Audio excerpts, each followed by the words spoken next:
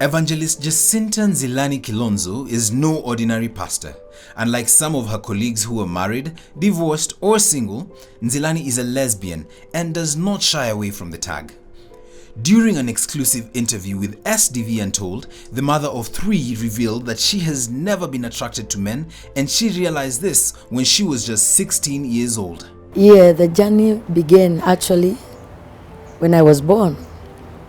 But later when I grew up, when I was about 16, 18 there, is when I could not even love to remain and stay with my boys or other. And I had a long journey because now this is what I was feeling in me. But I was young by then, and I was a Christian coming from a Christian family and a poor family. So my education didn't go well. Nzilani aspired to be a sister in the Catholic Church due to her background, and even made efforts to join the convent when she was 18. She says her desire was to be close to women and, of course, the love of God. I spoke to Father at our home village, Machakos. By then he was called Father Kavita, who took me and helped me join one of the mission to be trained as sister, for I loved that kind of being with women, with girls. However, during her first days, Nzilani says she met a priest in Machakos County who asked her out and fondled her, something she was not comfortable with. She had to run away from the priest and thereby abandoning her sisterhood dreams. Now therefore he was also interested in me. He could take me out. He could talk to me. But then one day he took me out. He told me that we should be together the whole night. He could buy beer for me and all this. I had not drunk before, so I didn't like. So when he told me that we would spend the night, I told him no. And then is when he was trying to look where and where, is when I ran out of him. For he took me out of the mission, the Catholic church where we were.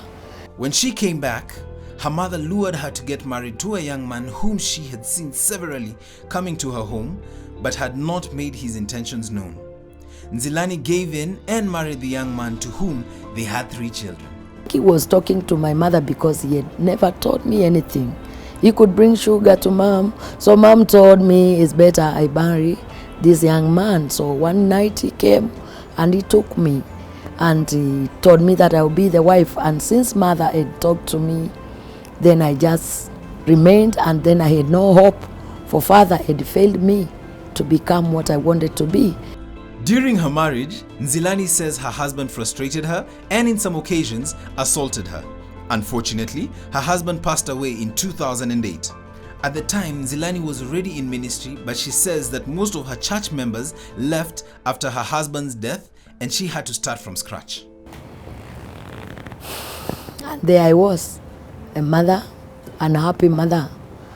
And then I got another one, 87 or so. And then I decided, no, I don't want many babies, I don't want more babies. And then I remained, and then it was a struggle. My husband used to drink. He could riot with women, girls around there. But I was there also as a mother, caring for the kids with agony.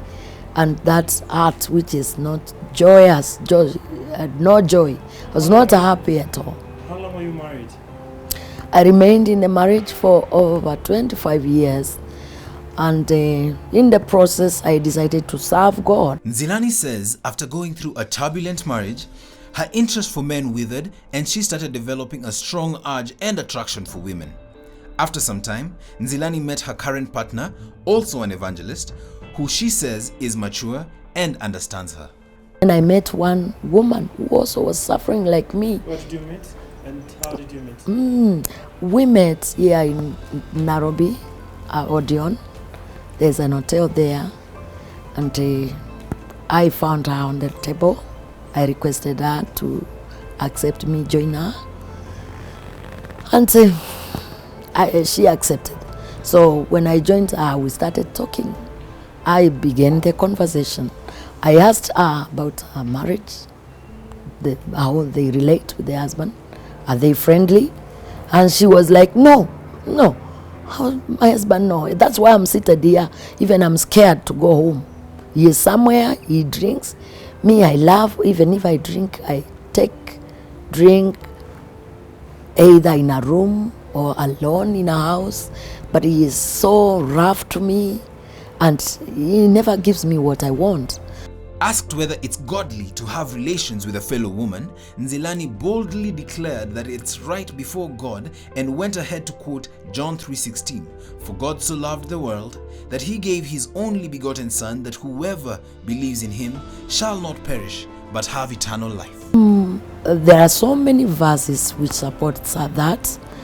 John 3:16, "For God so loved the world that he gave his only begotten Son, that whoever believes in him should not perish but have everlasting life." So with the inclusivity of whomsoever, Jacinta is there, you are there, he is there, everybody. But that speaks about... However, the Bible speaks against homosexuality. In Leviticus 20 verse 13, it says, "If a man lies with a male as with a woman, both of them have committed an abomination, they shall surely be put to death. Their blood is upon them." In response to this, Nzilani says the Bible speaks of God's unconditional love that encompasses both homosexual and heterosexual relationships. In the book of Ruth, we read of a woman and a story of men. Actually, they were all married. Naomi was married and the husband died. These two women also were married by the sons of Naomi. They died and the women remained, 3 of them. Then Naomi told them to go and marry. One accepted and another one refused. This is all about love. To love someone. God did not give us discrimination in this. He didn't judge us on whomsoever to love. He commands us to love one another. Who and who? One another. As brother and sister, or as Christ loved his sons. Yes, so Naomi and Ruth clinged to Naomi so much. Actually, this verse we read all the time. Actually, when marriage is being conducted. Which verse? To explain Which verse? the love. It is in book of Ruth chapter 4 and verse 6 downwards. Ruth said that where you go, I will go. Your people will be my people. Where you live, I will live. And she clinged to her until now, had nothing else to say. So to me, that love, there's the agape love, that love which is more than what you can explain, is what was in Ruth. That which you can make a covenant with anybody. Ruth had a covenant with Naomi, and that's why they went. But now you see, also God intervened. When they went there, the young lady could go to look for food. And there is when Naomi told Ruth what to do so as to marry. And we see her marry Boaz. And after this, they had a child. But the child was raised by Naomi and Ruth, both of them.